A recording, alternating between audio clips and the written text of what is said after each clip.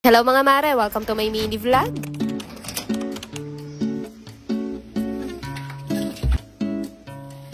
So heto na nga ang update mga mare dito sa kinabit naming pintuan sa CR namin. Ang daming mga professional na naglabasan sa comment section dahil lang sa pinto na to. Pati nga architect naabala na din. So ayan nga mga mare, nilagyan na namin siya ng lock para hindi na kayo ma-stress. Wala kasi talagang kasamang lock tong pinto na to at may point din naman kayo, wala talagang privacy kapag walang lock yung pinto. Kaya ayan nga, ginawa na lang namin ng paraan. Ang daming ang nagtatanong sa inyo kung saan namin to nabili at pasensya na ako, hindi na namin kayo ma-replyan isa-isa. Bale, nabili lang pala namin yan sa Orange Shop at kung bet nyo rin, ilalagay ko na lang ulit yung link sa comment section. At kung sa TikTok nyo naman to napanood, pumunta lang kayo sa bio ko at i-click nyo lang yung website at mapupunta na kayo sa mga collection ko ng mga gamit ko dito sa bahay. Punta lang kayo sa bathroom category at makikita nyo na dun yung link ng sliding door. Pati pala yung lock na kinabit namin sa pinto ay nabili ko lang din online. Kung bet nyo rin, ilalagay ko na lang din yung link sa comment section. So yun nga mga mare, bago ako matulog, nagligpit-ligpit lang din muna ako dito sa aming munting kusina. Konti na lang naman tong hugasin dahil naghugas na si kuya kanina. Yung mga Tupperware, kasirola at mga kawali, mas gusto ko talaga na ako yung naghuhugas. Pag sila nga kasi, medyo may manti-mantika pa. Alam nyo ba, parang hindi talaga ako makakatulog ng mahimbing kapag alam kong marumi itong kusina. Pag nagisingan ko kasi na makalat tong lababo, parang nasisira na kagad yung araw. Kaya hanggat maaari, hindi talaga ako matutulog sa gabi nang hindi ito malinis. At para sa mga padodoman pala, try nyo rin tong malunggay juice na iniinom. Nabibili pala yan sa mga tindahan ng Antox Lechong Manok at nakakatulong talaga yan magpaboost ng milk supply ko. Sa isang basong tubig, naghahalo lang ako ng 5 kutsarang malunggay juice. Tiniinom ko siya pagkakatapos kong kumain ng tanghalian at hapunan. Sa gabi naman bago ako matulog, hinahalo ko siya sa gatas at Milo na may oatmeal. At eto nga mga mare, gabi-gabi din talaga, nililinisan ko tong lutuan. Araw-araw ini-sprayan ko lang siya ng cleaner at pinupunasan ko lang ng basahan. Tapos dinidip cleaning ko naman siya at least once a week. At pagkatapos ko maglinis dun sa kusina, at nilinisan ko lang din tong mesa namin. Sprayan ko lang din siya at pinunasan ng basahan para kahit papano nga hindi siya magagapangan ng ipis.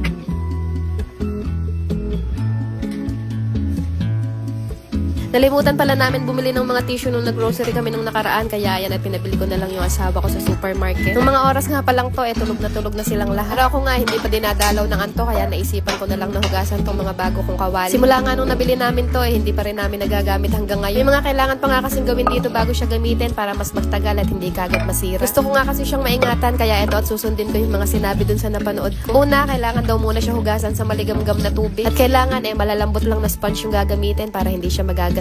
Tapos kailangan siya patuyuin at pakuluan sa tubig ng 5 to 10 minutes. Bumili na rin nga pala ako nitong heat conductor para maprotektahan siya sa apoy at para hindi rin mangitim yung mga puwet ng kasirola at kawali. Pero ang napansin ko lang mga mare, kapag merong ganitong heat conductor, parang ang tagal makapagpakulo ng tubig. Kaya ba mga mare, yung mga meron din ganitong kawali, paano nyo minemaintain na maging maputi siya palagi? Share nyo naman yung mga tip nyo dyan sa comment section para may idea din kami. After ko nga itong mapakuluan, tinuyo ko lang ulit. Pagkatapos pinunasan ko naman sila ng mantika. Tapos nirest ko lang for 2 hours, saka ko hinugasan at ayan, pwede na silang gamitin. Malalim na pala ang gabi, kaya paano mga mare, ayun lang muna ulit for today.